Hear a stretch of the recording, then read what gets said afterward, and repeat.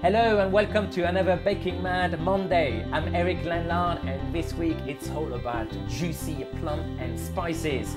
I'm going to show you how to make a tarte with roasted plum and cinnamon crumble. On the way home, grab a packet of buttered puff pastry from the supermarket, and that's it. That's going to be really our main base for our tarte. I'm going to use plum because they are lovely and they are in season at the moment. But if you got some other fruit like apricot or anything else, you can use them. You know, you can use all your leftovers and you can really play around with it. Roll the sheet, being careful not to place too much pressure downward as you roll. Okay, so the pastry is rolled nice and thin. Always make sure you kind of relax the pastry before you cut it. Don't stretch it. It's going to stretch back when when it's going to cook and it's going to go in the oven. Cut out 6 shapes and place them on the baking tray.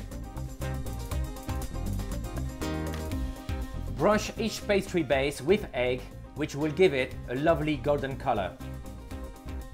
We don't want our pastry to rise too much, so in the center I'm just going to prick it with a fork. Okay, so that's done. So I'm going to move out the side.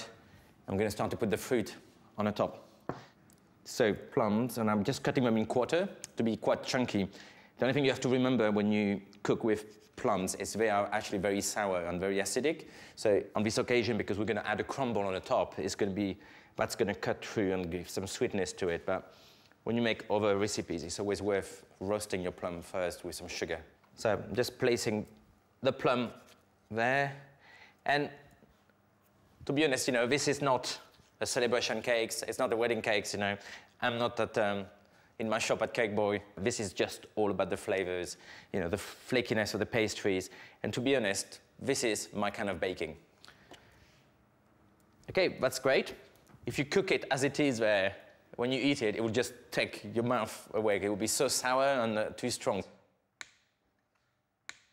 Okay, so 25 grams of unsalted butter. To that I'm going to add 25 grams of demerara sugar, and to it I'm going to add 50 grams of wholemeal flour. And because it's a crumble, no need to sieve.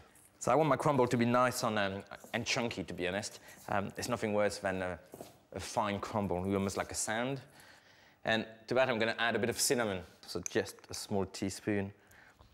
So you can see the crumble is nice and chunky and lovely, lovely dark color. And that's all going to cook with the juices of the plum.